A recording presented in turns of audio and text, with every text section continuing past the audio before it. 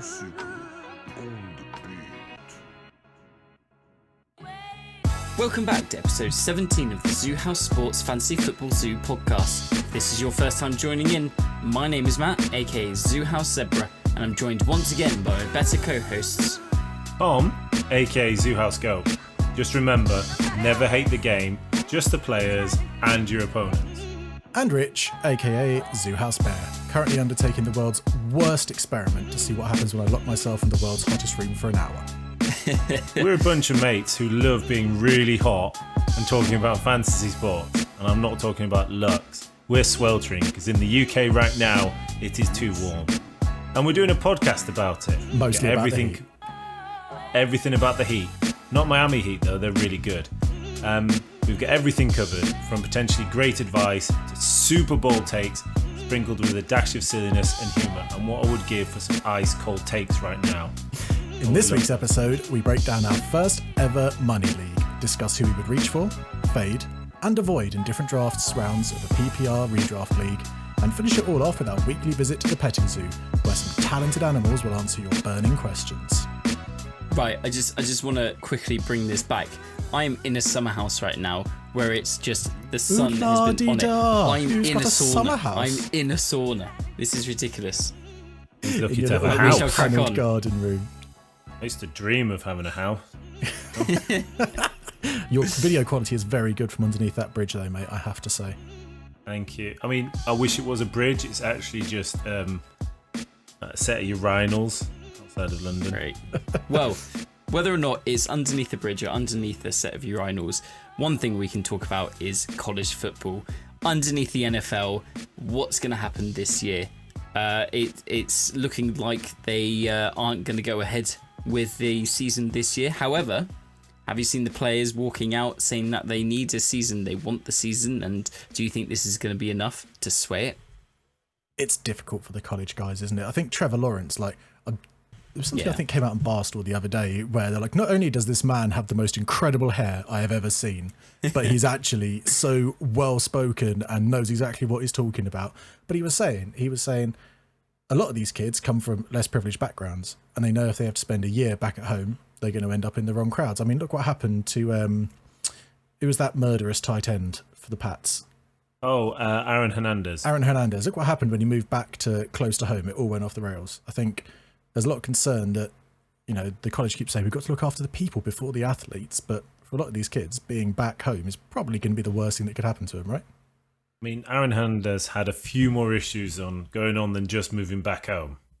But yeah, I see your point. And at the end of the day, this could be the people wanting to have a breakout season and make it into the NFL.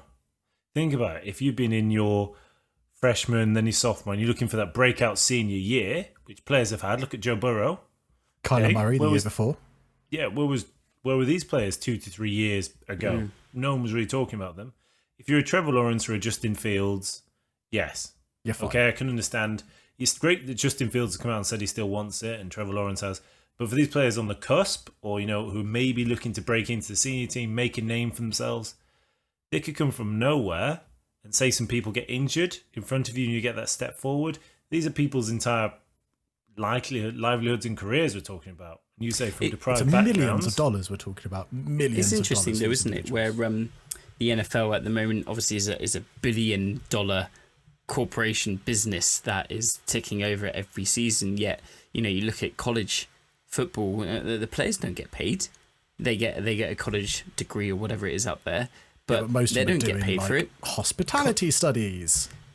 Yeah. Or, Or if you look at whatever a lot they of these do. guys who graduate, and most of them, by the way, don't even graduate before they hit the NFL. They do 3 years to get their NFL draft eligibility and then go straight out into the draft.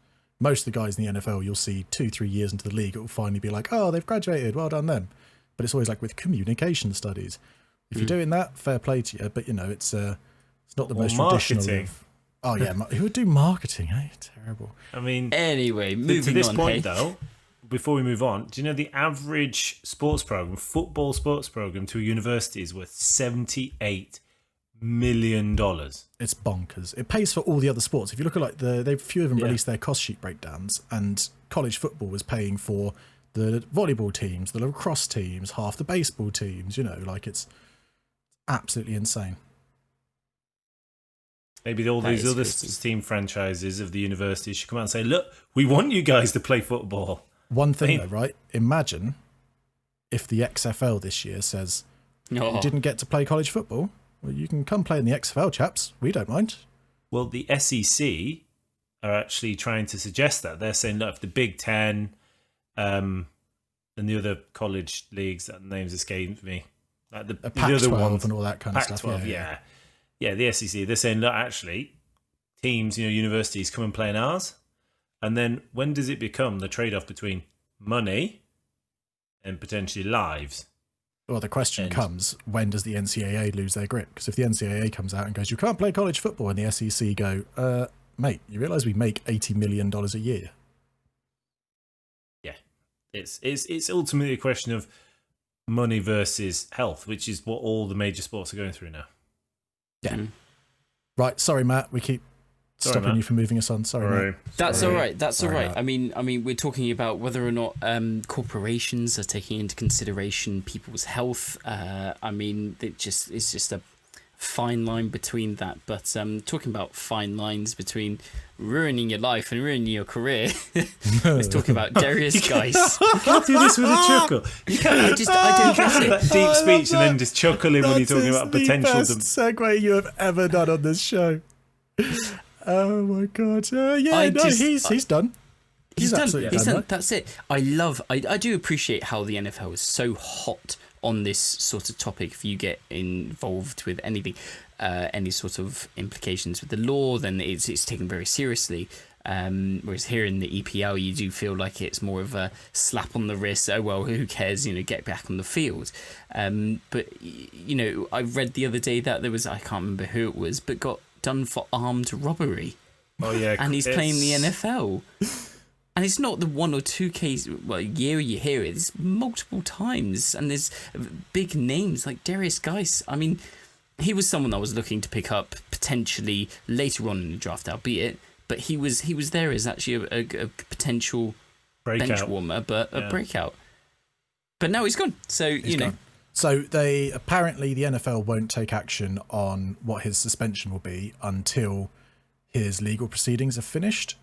So quite rightly, with everything that's been going on with the Washington team named TBD football teams, they immediately, Ron Rivera was like, no, you're out, pal, hop it. You're right. So I imagine he passed through waivers this week as well. No one claimed him, which is no big surprise. So I imagine in a few months when the whole legality of it comes, and we should make a case, I guess it is alleged, but allegedly he also handed himself in, so it's not looking great for him. So once the legal proceedings end, I imagine, much like with the Antonio Brown thing, they'll hand out some level of suspension, and then from there teams will start considering him and talking to him again. But for a player who's been in the league 2 years and played something like 4 games, I think he might have done himself in on this one. I think it should be lifetime. If he's found guilty of potentially the crimes he's accused of, and for the police to charge him, they must have some other evidence, because usually in a domestic abuse crime assault, it's one word versus another with some evidence. But if he's handed himself in, look, we saw it with Kareem Hunt. He got 8 games and dropped from the Chiefs for, let's be honest, yes, he kicked a woman, but it wasn't the worst crime imaginable in the history of what NFL And players there's have done. talk of there was racist words exchanged and that kind of Yeah. stuff. So whilst we're not making an excuse for it, there is a potential. No, it's just cause we're behind it. talking about the spectrum here. Yeah. There's that, which was very bad, to this, which is absolutely heinous, and he should be banned from the league for life. Yeah. Absolutely disgusting. Zoo House against domestic violence. Very good. You I don't don't- feel you like don't we had chuckle, to say Jack. that out loud, That's but very good. Well done, no, you. that's a message I can get behind. You can't chuckle.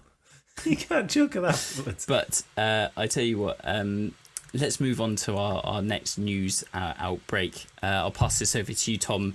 It's the Patriots cap space. What have they been doing? So what they did is they persuaded a lot of players who, are towards the end of their careers and were on high cap. Sorry, you're Dante talking Hightower. about. Oh, right. I thought you were To talking about the Bucks, opt then, out. old players. Yeah. And what that's done is freed up cap space, about 20 mil. So what they've done is they've signed, this is a huge name, and I'm surprised this hasn't been the equivalent of Pat Mahomes' contract, to be honest. They've signed the proven athlete, Lamar Miller. This is it. We're going to Super Bowl. We've got Cam Newton. We've got Lamar Miller. We've got Julian Edelman. Antonio Brown's going to come back after his 8-game suspension. Watch Builders turn it around. Everyone's going to be like, we hate the Patriots. Who was that Tom guy, the old guy who's moved down somewhere? No. Boom. Patriots, 2021 Super Bowl. That's some confident talk there. That's some confident talk. I'm not quite with you, but I just want a positive season.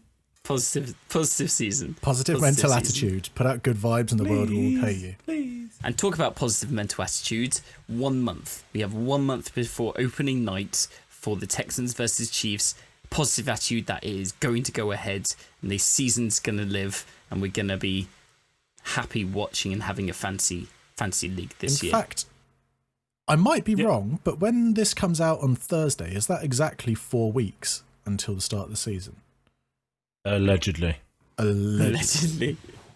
weeks. So if you are listening to this on release day, congratulations. We've made it through, 5 months of the weirdest time to be alive, but you are 4 weeks away from the start of the season. Snap the little thing I was playing with. Oh, but speaking of snapping, you know what snaps tonight? The first recorded snaps for HBO Hard Knocks, where you get to see the players from the LA Rams and LA Chargers. It's out on HBO tonight. And for the UK viewers, it'll be on tomorrow. And if you get NFL Game Pass, I think it's Thursday, it'll be released in the UK. Yeah, that's what I was trying to find that out exactly. It's not, because it was a bit weird last year because it didn't come out straight away. I've not mentioned this to either of you.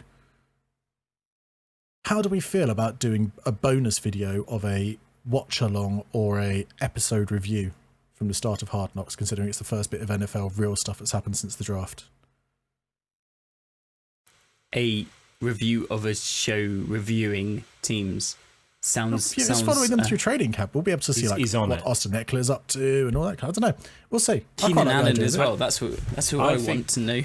Yeah, Rich. I think you should do all 5 hours of those episodes by yourself. All right. Me and Matt will watch them. I don't know. Could be fun. We'll see. I might just put a video out then. We'll see. Keep an eye on the YouTube channel, everyone, to watch me just rambling on endlessly about training camp in LA. Well, anyway, talking about new and exciting things, we'll move on to our main talk now. Money leagues. So at the moment, we have the Bear and the Goat has joined a money league this season. They feel confident in their ability to do something more this year. I mean, absolutely. First I'm of all, going to be so rich. Rich, you're a champion. I am a champion. You're top end of the table. Couple of years. Tom, where's this come from, mate? Are you just happy to throw away money? What's going on? What is your team name in the league, Tom? What is your team name? $25 donation. I named that as soon as I entered this because as soon as I saw the draft position, which I got given of 10, I was like, oh no, I'm not going to get any good players there at 10. And then I traded to 6th. Thought, actually, you know what? Maybe I can snag a decent running back. No. Running backs have eluded me, but we'll touch on more of that later. But I'm happy to just potentially make the Bear richer while I suffer under urinals recording this now. Well, I won't have any collusion, not from you two. I will be spot checking both of your accounts, making sure that you're not colluding with each other, helping out just for this money league, splitting the cash at the end of the year, not having any of that. So I should say that this league is run by one of our home league participants. Very good bloke. We were going to have him on tonight to talk us through this this voyage of donation to my bank account that you started. But unfortunately, he's had some last minute wedding issues that he needs to go sort out. And as much as I love fantasy football more than the next person, I also think it's probably a little bit more important he sorts out his wedding. So we'll get him on for you guys probably at the start of the season. But we'll just talk about him behind his back tonight instead. That sounds like a way better. I'm getting married in 3.5 weeks, and I don't potentially have a venue. Well, that's not fantasy football talk. So, for the people watching at home, on the video screen over that way, over there, you will now be able to see the draft board for how it's going. Tom started alluding to just how crazy this draft started going. Considering people are... Yeah, it's one of those ways. Good job. Considering... Oh, actually, I'm down the bottom on this one, so I can look up to see Matt, or I can look down to see Tom. That's very exciting. I looked up.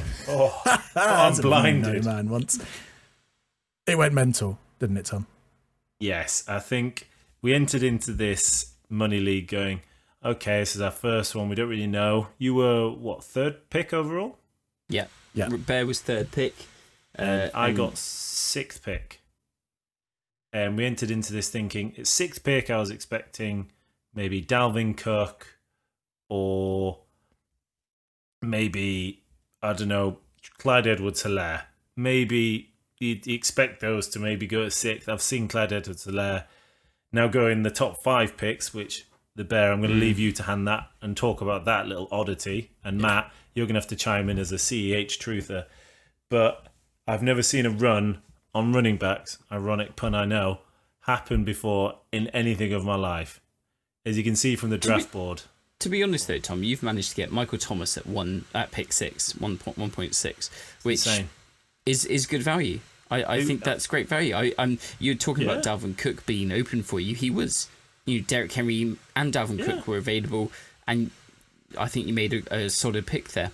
I still regret it because, as you see, problem is hindsight's 2020. But the run and running backs after that. But the problem is, who do you reach for? If Michael Thomas has fallen to there, you have to take him, don't you? You have. Yeah, to. I mean, I was pick 3, and so. I was toying between Michael Thomas and Zeke Elliott. I was like, look, this is a money league. People are going to be drafting well here. There's going to be a good number of wide receivers going early. Yeah. But 15 of the first 20 picks were running backs. But do you know what? I think it's whoever, Mambo Jones, number 4, Alvin Kamara. I can understand the CEH pick, and I genuinely can. The hype around him at the moment is massive. It's a big opportunity. If you're going to get anyone who's going to break out and win you a season like Christian McCaffrey, he's going to be your bet this year. But the value is so high. Think about it. No one saw CMC going as high as he did, breaking out. If CEH can do it this year, then if anybody can do it, it'll be CEH.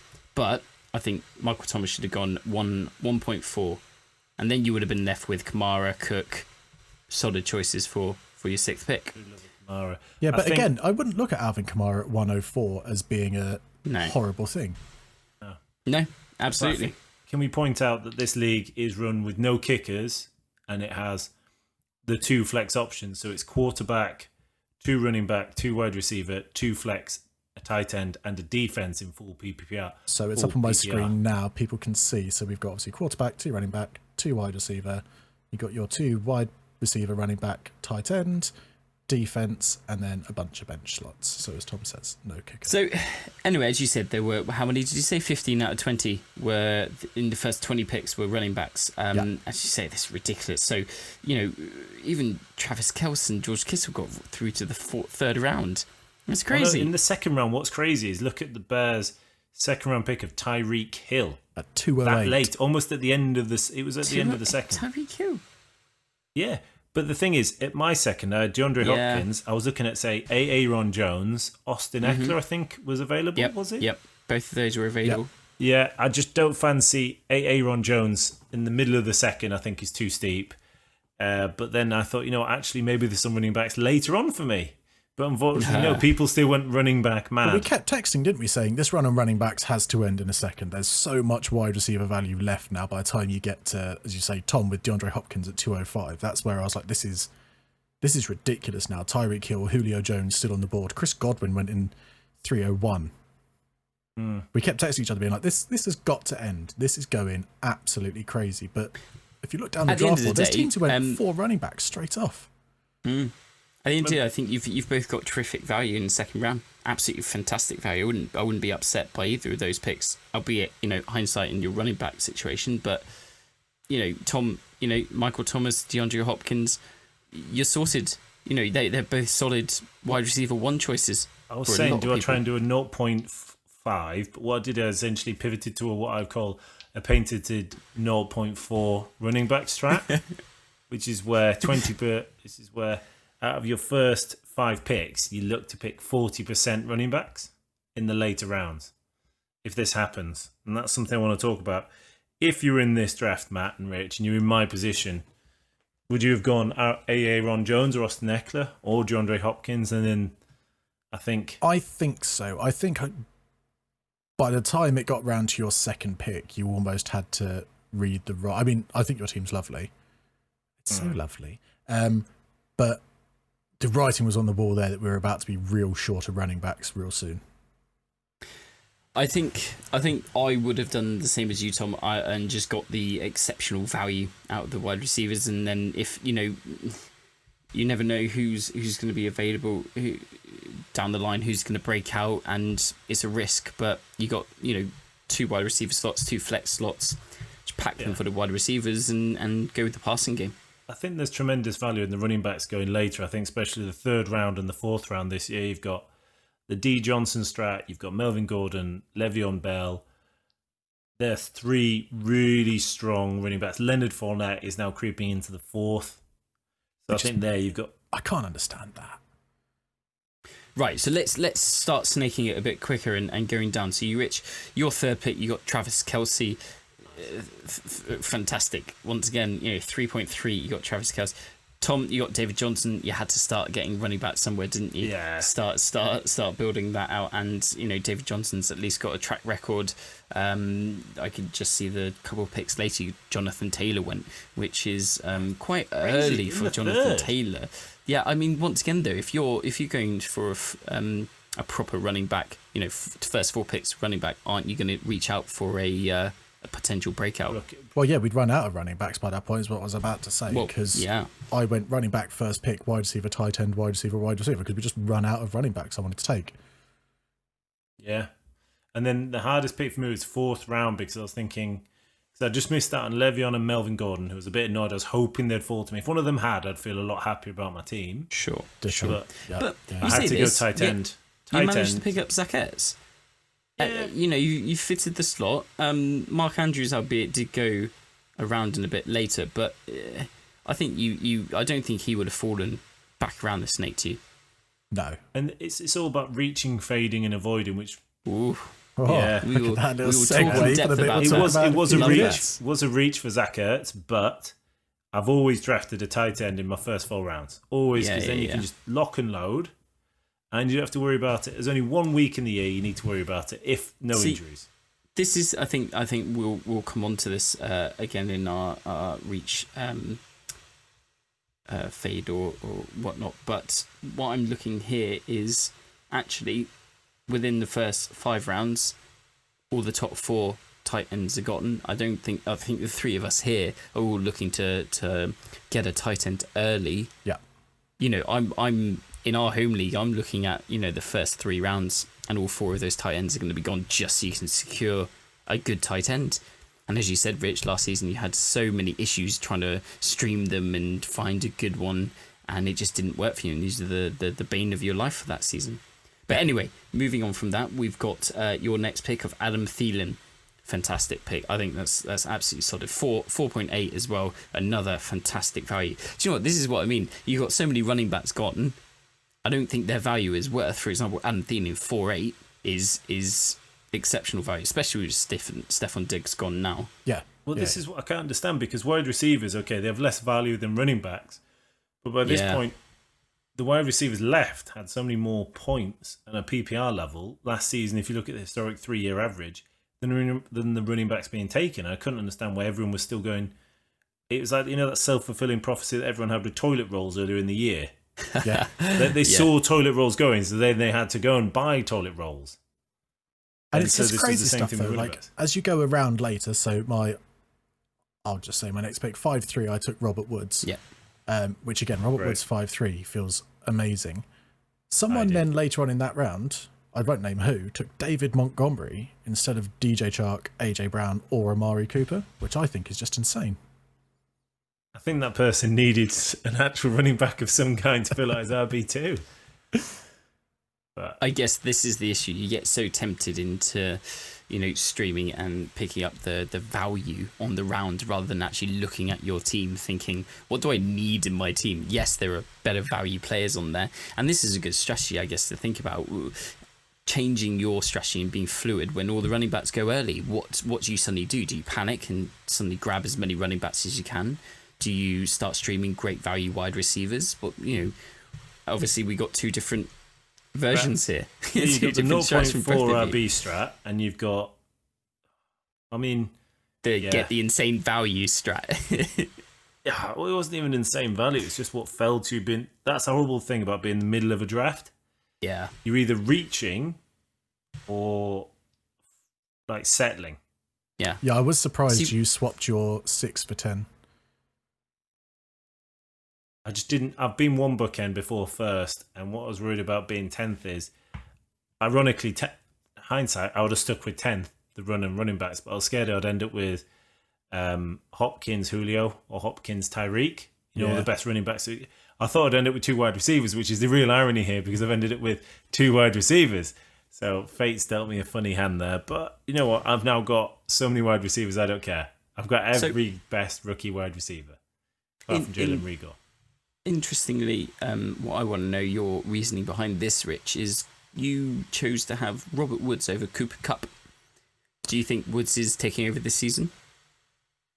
I think that Woods is a slightly safer play than Cooper Kupp. I think both of them will be productive, and much like last year, I think you'll be splitting hairs when you look at who finishes plus or minus, say, 25 points above or below the other. Considering this is round 5 and I've still only got one running back, my mind switched to let's try and take as much consistency for a little bit as I can. So, round 4 I took Adam Thielen because in my eyes there's no way he's finishing below our wide receiver 2 numbers. He's always going to be in that wide receiver 12 to 24. He's going to be your team's wide receiver 2 easy this year. And got back round to Robert Woods, and again I sat there, I went Robert Woods, Cooper Kupp, Amari Cooper. Who do I want out of those? Well, Amari's on a great team. It's looking pretty good, but he scored as many games with like less than 12 PPR points as he did games with more last year, or something silly like that, or only had like 5 games over 12. I can't remember. Cooper Kupp and Robert Woods were very, very similar, but towards the end of last year, if you look at it, Robert Woods was the much more consistent play. So I just thought, well, you know what? Let's go consistency, so I'm not taking too much of a risk here. On that bear, it's because it's a money league. You want the safer consistency, don't you? Because at the end of the season, it will be who's got the most points to get you into the playoffs. My plan is not to have a team where, we've just had another pick. Cam Newton coming in. I wanted Cam Newton. We've got another... sorry, that completely distracted me then. My theory with my team, when I figured out I wasn't going to get any good running backs, was to just, because we've got 2 flex, draft enough people where they're going to be scoring consistent points and just gently kind of smother my opponents, not necessarily have a Michael Thomas who's suddenly going to pop off for 40 points in the game, or have a CMC who's going to get you 35 points in a game. Just have a whole bunch of players who are going to score 15 to 30 points every week and just kind of give you that, just kill them with kindness, essentially, gently smother them. I mean, that is to say, if you had the opportunity, you would still pick Christian McCaffrey at pick number 1. Yeah, Absolutely. We're not saying. I had to pivot to a different tactic after all the running backs went. And that's what you got to do. I think that's a very interesting tactic, going down a draft, remaining fluid and not panicking. So, I mean, Tom, your next pick, David Montgomery, as we said, you kind of needed a running back. So, what surprised me, though, is Amari Cooper didn't go back by you, Rich, even though you were considering him. It lasted all the end of the 5th round. It was extreme value not to take him. Extremely hard, but I was just scared what running back I'd end up with. I didn't want to end up with a Darius Guice. This was before we knew he'd potentially. I'm glad I didn't pick him. What was scary was I was thinking about taking Kareem Hunt at 5'3", rather than where I ended up taking him at 6'8". Because I thought to myself, this is a PPR league. I need to get Kareem Hunt if I've got no running backs by this stage. So I made the 5'3" pick, and this draft is on 8-hour timers, and I must have waited about 14 hours, just nervously checking every 30 seconds to make sure Kareem Hunt hadn't gone. Well, you're lucky there, haven't you? Cam Akers and Raheem Mostert went just before Kareem Hunt. So annoyed Cam Akers. I would have loved. Problem is, I couldn't afford him in the 5th. Your 5th. Your 6th round pick was the most choreographed Zoo House Goat 6th round pick of the off season so far. Having a Dak Prescott picking up in the 6th round. Yeah. Honestly, I still think that's incredible value in the 6th. I have not seen that before this season. I text Chief when you made when it was coming back round to you. I said, I bet you £5 that Tom's going to pick Dak. Yeah, I think that's great. No, honestly, I think that's a fantastic pick. Where he should go. And once again, though, Tom, I've already tried to trade him. Terry McCraulin, he's going off this year. He is going off. But you've got your Zach Prescott, Michael Thomas, DeAndre Hopkins, absolutely consistent, like fantasy point producing players. And even though you don't have the strongest running back, I still think you're going to do really well. But I like your tactic here, Rich, of the I'm going to softly just mull over my opponents rather than just going for these breakout players who sort of win on a 40-point odd game. So is this different than what you're going to do in the real draft? I wouldn't be particularly upset if our redraft league looked like this, apart from the fact that we only have one flex slot. I figured I could get away with taking 3 wide receivers and a tight end in my first 5 picks because I can put 2 wide receivers in my flex slot. Yeah. And my next pick was Stephon Diggs. So between Adam Thielen, Robert Woods, Stephon Diggs, my wide receiver 2 slot and my 2 flex slots in my eyes are filled with wide receiver 2s. Yeah. Whereas a lot of people who started taking wide receivers late, they're going to have a wide receiver 1, a wide receiver 2, and then maybe like a wide receiver 3, and then a wide receiver 4. So it's all kind of boils back to me planning to just kind of gently smother people with points as they come in during the weekend. I mean, the consistency in wide receivers isn't there. If you've got an RB1, consistent scripting. But if we look at some of the wide receivers taken late in teams that took all 1, so I look at Koskanax, his wide receiver core is DJ Shark and AJ Green are his 2 main wide receivers. And that's now, AJ Green could be a sick note, and DJ Shark, I think he'll have a good year, but is he going to be wide receiver 1 numbers? Never. It'll be at his running back position, he's also going to have to play one of either Jonathan Taylor or J.K. Dobbins or Alexander Mattison or Tony Pollard. Like JT and Dobbins are probably going to be fine come the end of the season, but he might have put himself in a 4 or 5 game hole by that point. But then here's the funny thing. He talked to me about trades because I was like, look, you've got a lot of running backs. I've got a lot of wide receivers. Do you want to do a trade? He goes, yeah, I like Michael Thomas. I was like, okay. All right, give me Dalvin Cook and Joe Mixon. Yeah, so I was thinking, maybe a Joe Mixon, Melvin Gordon for Michael Thomas, something like that. Or we could package something up. No, he goes Dalvin Cook for Michael Thomas straight up, and I just laughed. Like, never in a million years. I'm sorry, Kuskanax. If you're watching this, that's a Tommy level trade, and it was funny seeing them. Yeah, the Tommy level trade. I'm glad we got the honesty out of you now. But you alluded to it earlier. How does it feel drafting when there's an 8-hour timer on each pick? Like, do you guys have an idea of, like you're saying, Kareem Hunt? I know I want him. Or do you go away, have a look, do some deep diving into some numbers and stats to see what's your best option? I tried not to. Yeah, the 8-hour timer is there to allow for time zones. Realistically, we've got, I think, 3 of us in the UK, 2 people in Sweden, 3 more in the States, all in different time zones from West Coast to East Coast, and then at least 1 or 2 Canadians as well in there. So it is all over the place. We've actually been finding, because this draft has been going on since Thursday now. Or something like that, or Friday. Friday it's been going on since.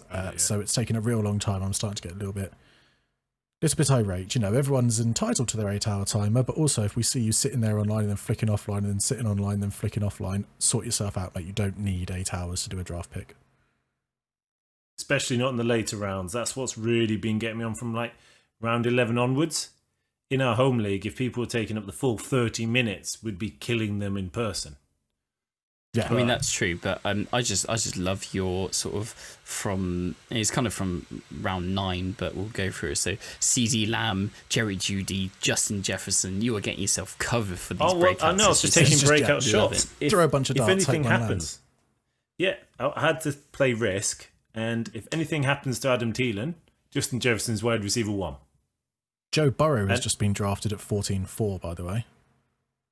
Oh, I'm on the clock. You are on the clock. Oh, can we do a live draft pick? I'll talk you through the last of my team whilst Tom sorts out a live draft pick here. I had Stephon Diggs, then 8th round I went James White, 9th round Josh Allen, because we discussed it the other week. He's essentially a Kyler Murray light or a Lamar Jackson light, and you're getting him a number of rounds later. You're not expecting the same numbers. You're expecting 75% of them. But I like your sort of team joint duo there, Stephon Diggs and Josh Allen, coming up. Well, exactly. Getting Yeah, you those points. If Josh Allen throws a touchdown to Stephon Diggs, that's 10 points plus yardage Bonus to me. So that's Okay, that's so my pick is going to be in. Oh, okay. Talk about that in a sec. That is quick. That's how long it takes in later rounds because nobody cares. Yeah. Then you have just Tevin Coleman, Justin Jackson, because I think someone's going to eventually work out that Austin Eckler is not a ground and pound back.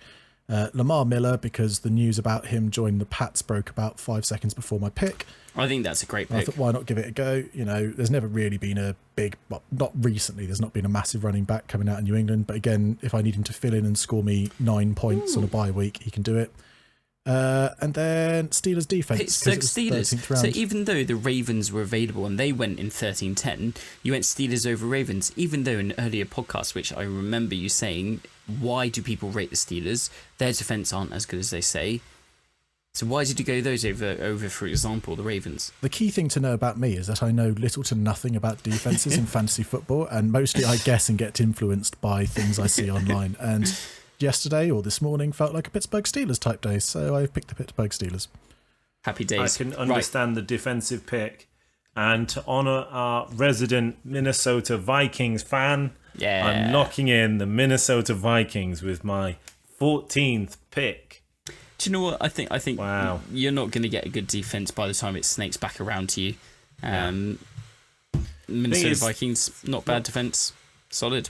I'm surprised someone didn't just draft 5 defenses in a row in this league with the way it went. I did look at a tight end, Blake Jarwin, but I've already got a really solid tight end who's having a waiver in week 9. I don't think I'm taking Blake Jarwin this draft, by the way, because if I get Travis Kelce, Blake Jarwin and Travis Kelce have the same week 10 bye week. Ooh. And whilst I could just then use Blake Jarwin to trade for someone else if he does break out, I haven't decided yet. I'll decide by the time our home league draft comes around, but I haven't decided in the money league yet. Right, Tom, run us through the end of your team, and then I guess we'll move on to the fun game Matt has for us. Yes, I got a very exciting game next. The end of the team. So after going for Dak Prescott, I thought, you know what I need to go Patriots. I need to go wide receiver 1 on the Patriots in disguise. Julian Edelman. Took Rojo from Tampa Bay because I think he's going to morph into an RB1. I think he's going to surprise him. He's working really hard with Brady, apparently. And then, I took CD Lamb, who I think will break out. Anything else happens to Gallup or Cooper, wide receiver 1. Anything happens to Gallup, wide receiver 2. Jamison Crowder, between the 20 and the 20. I think he's a PPR absolute machine. He's never going to score you millions of points, but for a solid flex or waiver week pick. Yeah. Jerry Jeudy, as I say, Cortland Sutton's the only one standing in his way. Yeah. Again, maybe him and Drew Lock get a real buzz on. You saw it with Antonio Brown and Juju Smith-Schuster a few years ago in Steelers. You can have 2 productive wide receivers on Mike Evans, Godwin. Yep. I'm hoping for a bit of that. Drew Brees, just cover quarterback pickup for week 6 and week 10. And then Justin Jefferson. And again, Thielen, he's been injured. He's had injury worries. He goes to wide receiver 1, and then finally... Tom, even if he doesn't go wide receiver 1, I think he's got a lot of targets that he's going to be able to pick up. And Stephon Diggs. Stephon Diggs was a fantasy machine last year and the year before. So I think that's just I don't think that's a breakaway. That's just could be a flex pick. Just slot him in there and get these consistent numbers. I think is the aim of the game. It's hard for rookie wide receivers to break out. I think DK Metcalf was one of the most recent in memory to do it. Right, before we move on, Matt, you have to tell us whose team is better, and to help I'm probably going to take Drew Lock with my next pick. I would have taken Cam Newton, but he's gone, so I'm probably going to take Drew Lock with my next pick. It's not a hard choice. I'm really sorry, Tom, but Rich's team is looking really filthy. The only thing that I don't like about your team is your quarterback pick. QB6 last year, I'm just saying. Think of that, rushing touchdowns. No, I get that. I just personally, I don't like risking it, and I go for Dak in the 6th, like someone else has. But otherwise, I think you've got some really, really, really good value. Like just that, Adam Thielen 4.8, Robert was 5.3. Tyreek Hill. Even end of the Tyreek Hill, second. 2-8 for Tyreek Hill. And you're saying, oh yeah, this is RB wide receiver 2. He's not. No, no, he's wide Tyreek receiver Hill 1. is- He's 100 Tyreek wide Hill is receiver. wide receiver 1. Cheetah is going to light it up. No one this said he year. was wide receiver 2. Travis Kelce as well. I just think you got Travis a Kelce's really another nice, top 10 well-rounded wide team. receiver for like the last 3 years as well. So Yeah. in my eyes, there's a lot of money there. Tom, I think your team is really nice. I think you're going to be able to get quite high in the league, especially with the I just don't wide wanna come receiver last. 1 and 2 is great. Dak Prescott, I think you're going to put up points every week. And I think you might actually do really well just on consistency and just getting those players like Judy and Edelman, again, consistent point scorer. So yeah, but Rich, great team. Really, I think you'd be really happy with that. Thanks, boys. I'm pretty chuffed with it. Fingers crossed there'll be a couple $100 coming my way at the end of the year. Great, and then you can buy merchandise for us. can We'll buy put that that postage stamp towards we spoke the about. sponsorship budget for an NFL team. It's fine. Fantastic. Right, so moving on to our next topic, which is a new game we're bringing into the podcast. And we are doing it around just because we talked about Bear and Goat's Money League. It is called Reach, Fade and Avoid. So what we're going to do is give the Goat or the Bear a specific draft round that they're going for, give them 3 players. And yes, you guessed it, it's like Kiss, Marry and Kill. Which player are you going to take? Which player are you going to fade out? And which one are you going to avoid? These are not going to be easy questions, and I want to hear sort of your reasoning behind it, although we did go through some of these already. I'm excited. So, should we give this one to, I think, the Goat first? Let's go with the Goat. Round 1. Do you take CEH, Alvin Kamara, or Derek Henry? Which one am I reaching for? I think Yeah, in that it's one, Reach, Phase and Avoid. I'd actually all reach 3. probably. I feel dirty saying this. CH. Yeah.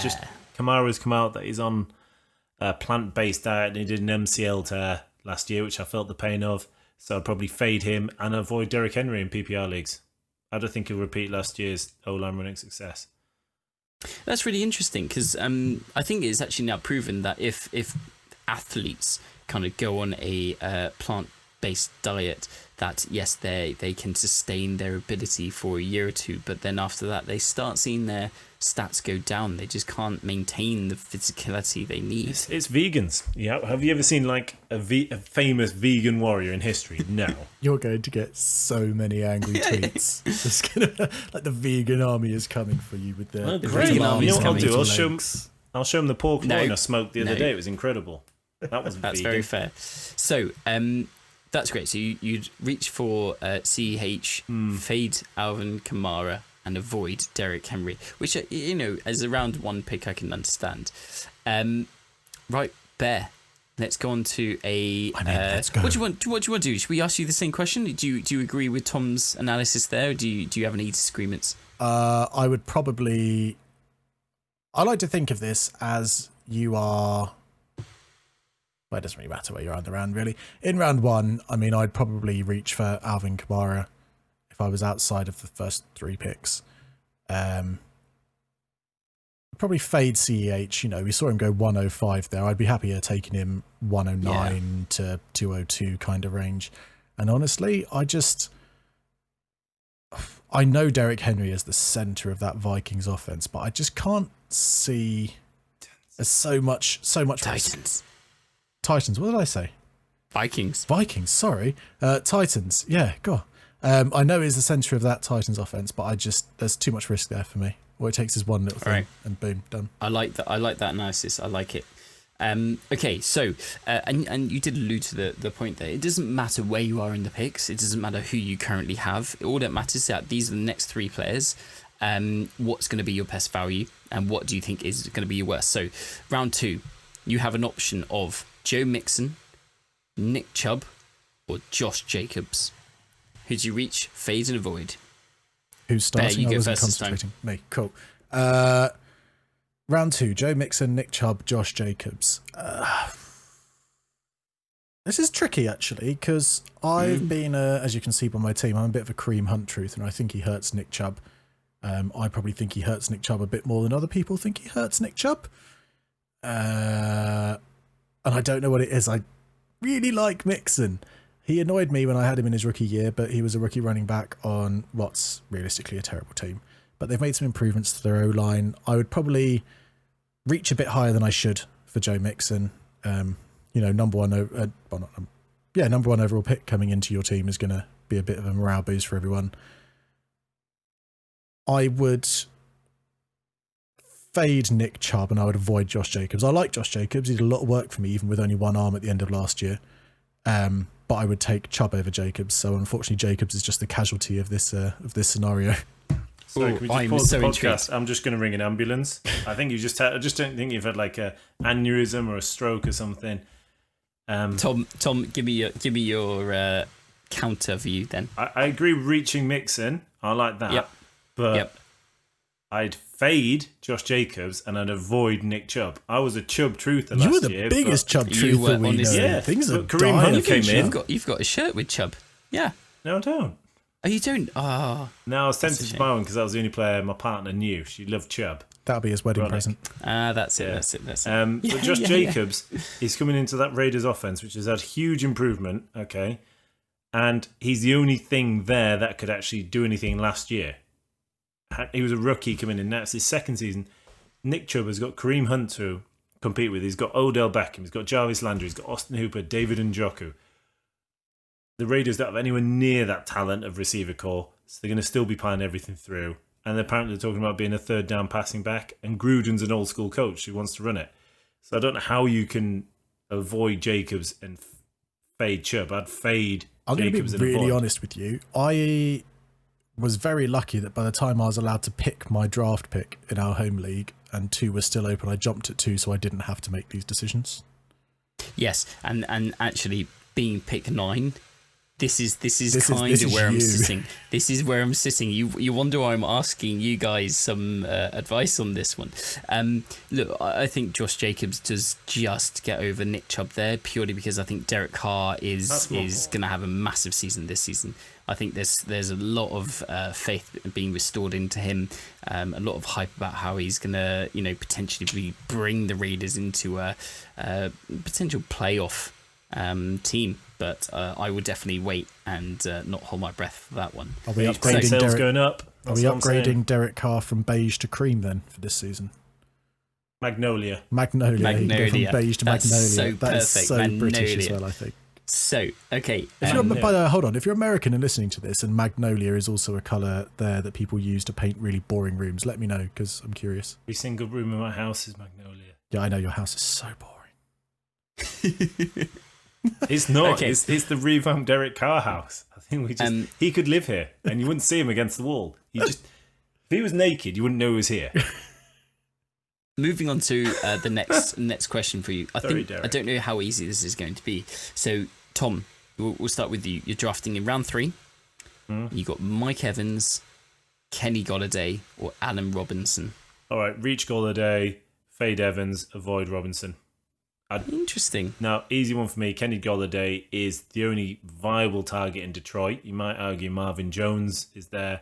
The running game, they've got Kerryon Johnson or DeAndre Swift. Let's face it, they're going to be behind a lot, so they're going to have to throw it like they did last year. Kenny Golladay exploded last year. I think he's only going to follow that up. He's a beast with his arm span. I really like Mike Evans, but he's got too much competition in Tampa. I think that's where the only reason he's for. It's not his talent or ability at all. It's just the amount of competition. And then Allen Robinson, if it's Trubisky or Foles, we don't know. We have no idea what the Bears are actually going to be like this year in offense because we don't know who their quarterback's going to be. And will Foles be the Philly special cheating sods of the Super Bowl? That's led to a statue. Or will he be the guy who ended up getting traded and losing his job to a guy in jorts? So, Bear, I want to hear your thoughts. Are you just straight agreement there with Tom? Because I actually really like your point.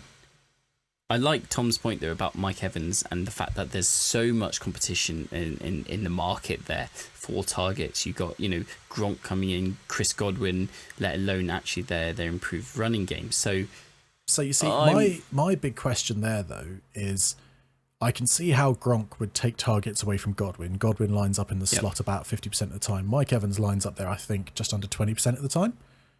Now, the question for me with Mike Evans and Tampa is, does Brady still have the arm? You No, look he's at a what he did pensioner. in the game he had last year when Antonio Brown hadn't been kicked out of the NFL for the 4th time last year. He had a great game. Look at Brady's rest of the season. He was worn out. Because he didn't have AB still to throw to. No, it's but he because had a his great arm was game. worn out. Oh his my arm was broken. God, you're the Hanging worst Patriots fan. The moment Tom Brady leaves, you are bitter as hell about it all. Who? Sorry, who? Exactly. That's why he's on my jersey now, not yours. Allen Robinson also is the centerpiece, realistically, of the Bears' offense. So even if they're pretty rubbish, he's going to have a lot of work to go around. I mean, can you tell me who else is realistically going to be the centerpiece of that passing game? Allegedly, Anthony Miller is looking quite good, Yeah, but that'll be it. potentially. But so And Montgomery's going to take some more passing. and jobs, potentially Kenny Golladay, as we saw last year, can have a lot of very up and down weeks because of his competition with Marvin Jones. at the end of the season, but Marvin Jones was injured, remember, at the end. He's still not fully healthy. So this is, Matt, put that question back. This is incredibly close for me, but I think I would probably...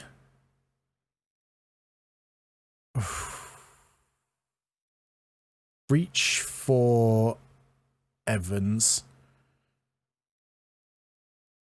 fade Golladay and avoid Robinson.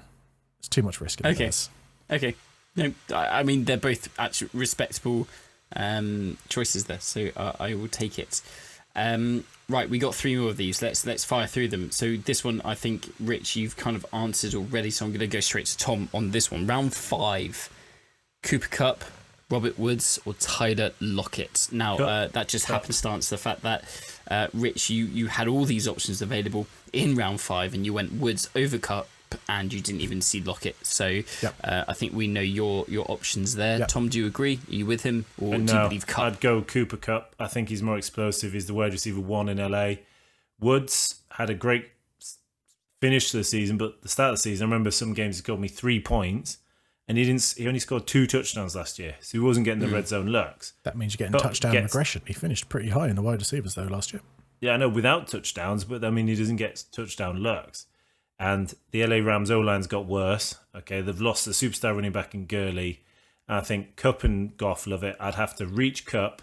If he was available in round 5, yes, every day of the week. That's just heaven.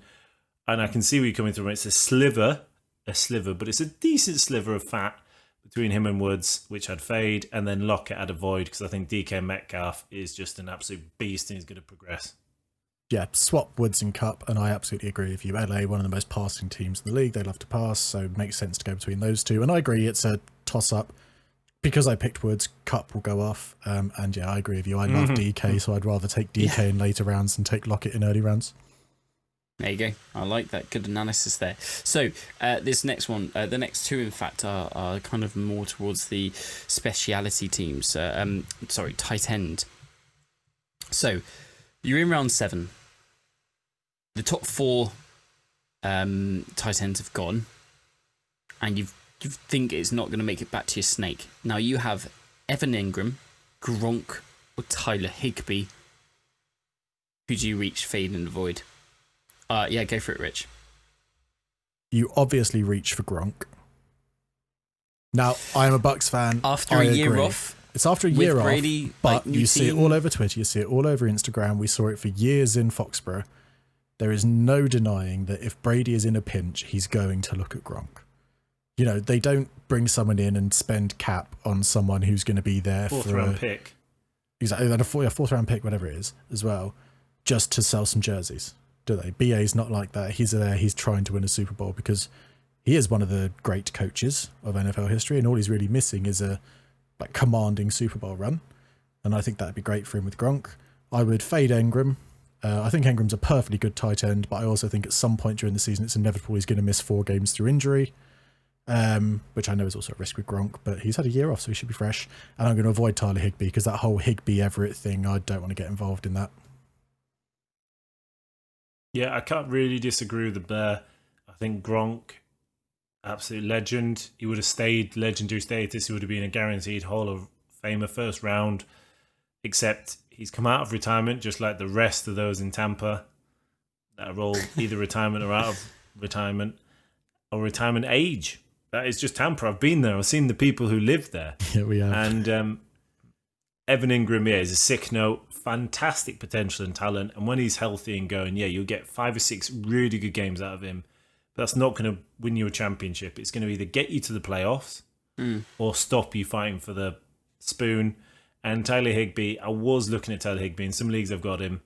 I'm hoping he wins to Gerald Everett. It's a toss-up. And when I took him in the 9th or the 10th, it wasn't round 7. So, yeah, I'd have to avoid him to continue that. Avoid him there. No, it's fine. And it's a tough... Like, avoid is such a harsh word. I mean, you just wouldn't pick him in round 7. That's absolutely... Yeah, you're avoiding him in round 7. That's all we're saying. Exactly.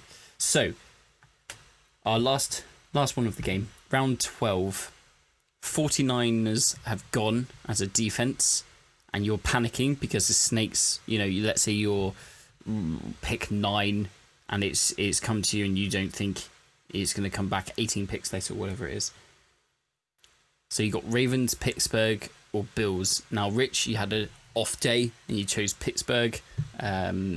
Is that kind of your choice, or do you think Bills are better? I really don't know. You know what? I've made a commitment to myself that I'm going to brush up a bit more on my positional rankings before our home league draft in, was it 2.5 weeks now? Yeah. Oh, yeah, it's 2.5 weeks. 2.5 weeks. Where did this sneak up on us from? I'm going to do some more brushing up on defenses. At this point in time, I'd probably avoid the Bills. Just because I think there's a potential you're going to end up with shootout games, which is why I've taken, say, Josh Allen and Stephon Diggs in the money league, and shootout games are a real pain in the rear end, let's say, if you're trying to draft a defense. And then Ravens, Pittsburgh, no one's going to laugh at you for taking either one of those. I mean, if you can wait till round 13 to take them, you're golden. No one's going to bat an eyelid.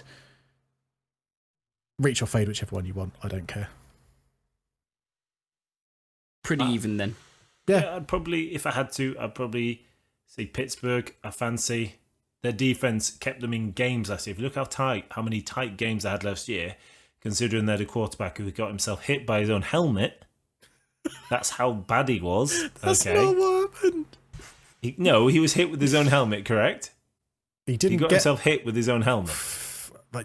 Yeah, I mean, Myles Garrett ripped that helmet off his head and started beating the life out of him with it, but sure. He deserves it. Mason Rudolph is just appalling quarterback and had no offense, and the defense kept them in it and almost helped them win games. So I'd probably go, they've got Big Ben back. Hopefully Juju gets his Juju back and James Conner comes back. So the Pittsburgh defense should be on the field less. While the Ravens, I think people will figure out Lamar and they'll be put under more pressure. So I'd actually reach Pittsburgh. It's hard saying fade, but it's just reach a bit higher Pittsburgh. Yeah. And I'd avoid the Bills just because they're AFE scum. Wow. Okay. Do you know what? Let's with that. Anyway, let us know your comments and views on what the Bear and the Goat have picked. Are there any that you would disagree with? Have any different ideas? Let us know, and I'm sure the guys will throw out some Twitter handles at the end of the podcast. Can I just say that was very professional, and I enjoyed that ad lib there. It was very, very nice. Let's move on to one of our golden favourites, the petting zoo. Some questions coming through. So what do we have here? All from Darius. What would you know? Can I ask He's got a lot of free how time you on his ended up hands, supporting? Can I ask how you ended up supporting the franchises or teams that you do? Tom, why don't we start with you? How did you end up supporting Glory Hunter, the Patriots Glory Hunter? I've always liked the Patriots. I came to university liking the Patriots. The reason for this is when I was a kid and they showed football on Channel 4 on terrestrial TV, I thought New England played in Boston, Lincolnshire. They played in England and Boston. And yes, I was very disappointed to find out it wasn't Boston, Lincolnshire, that a huge, massive conglomerate franchise was based, but no, Boston, Massachusetts. So ever since then, pre-Brady, and I've continued to support them now Brady's gone.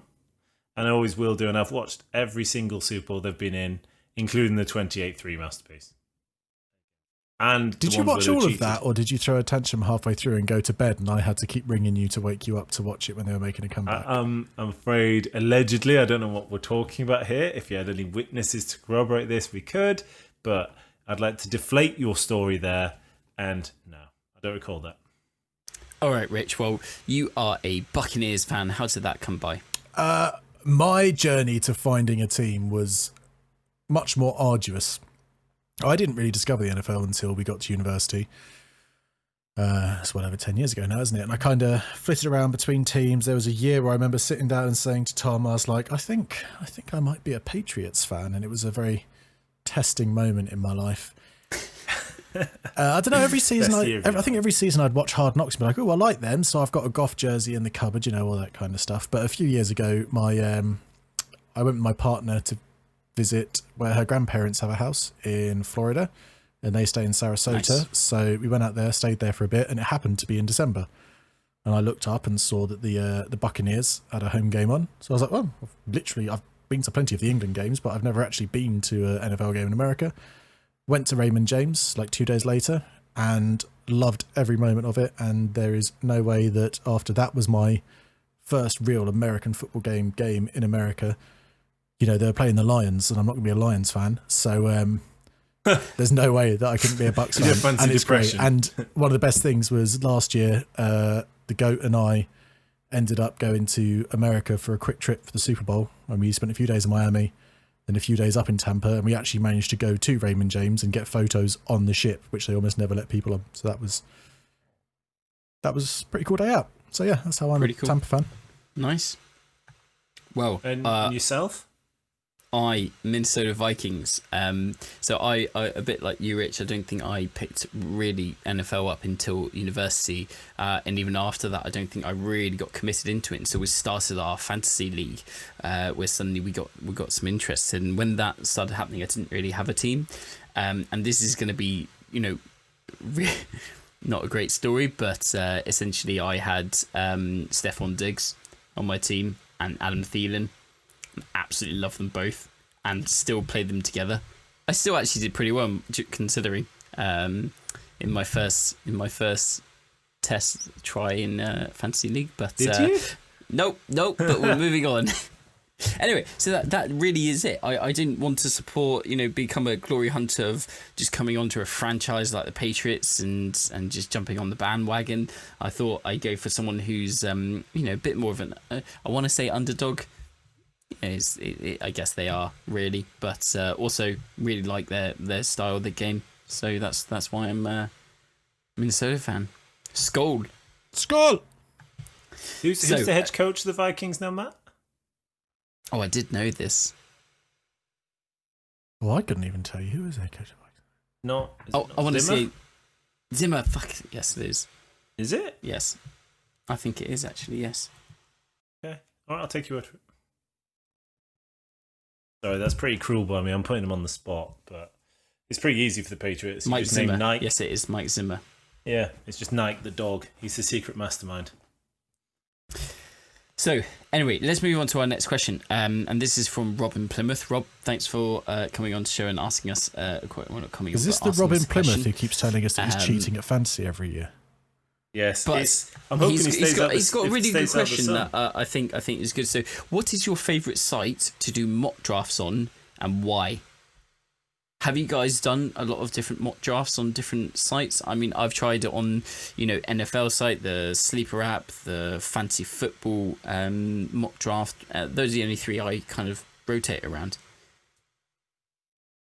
I really so there's two that I like for different reasons. If I'm doing a mock draft with people that I know and there's going to be, say, a handful of us in the room, I'll try and do it through Sleeper because it allows you a bit more customization of settings and of draft pick timers and stuff like that. And you can kind of get a better feel for what it's going to feel like on draft day. If you want to just pound out a bunch of different draft strategies and figure out what's happening and you're pretty quick on your feet, you can't beat the Fantasy Pros their mock draft lobbies with real people, because as long as you're not picking the weird ones that only pop up every now and then, you're going to have 70 to 80% population in the mock drafts. You don't have long to go through, but it's good to kind of just fire out some stuff. So yeah, I think a combination of those, maybe get your league mates together and try and do a couple of mocks in the off season to get a feel for how draft day is going to be. But otherwise, go check out Fantasy Football Pros. It's a pretty good place to just kind of scattergun your approach and try and figure out what works. The thing I really like about Fantasy Pros is the grading that you get afterwards. I think, someone who's trying to understand, let's try a different strategy, like a trademark 0.4 wide receiver.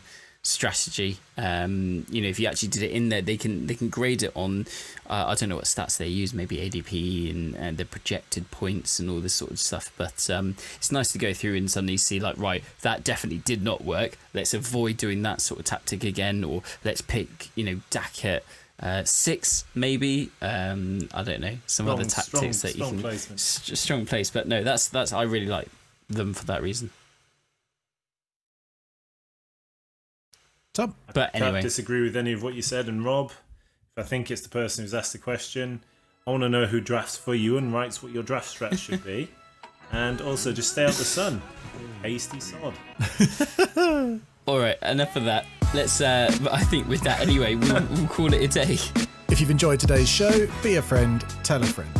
If you're listening to the podcast, then go ahead and drop us a review and a subscribe on whatever platform you use. If you're watching us on YouTube, don't forget to subscribe and drop a like down there somewhere. It helps us more than you can imagine, and it costs you nothing. So go on, be a friend and do us a favour. If you have any questions or you'd like to throw your own Super Bowl takes at us, you can always drop us an email to fancyfootballlzoo@zoohousesports.com. Alternatively, if you're on the Twitter, you can find me at ZooHouseGo. Or me at ZooHouseZebra. Or me at ZooHouseBear, or the podcast in general on Twitter and Instagram at ZooHouseSports_. Thanks for listening this week, and we'll see you next week.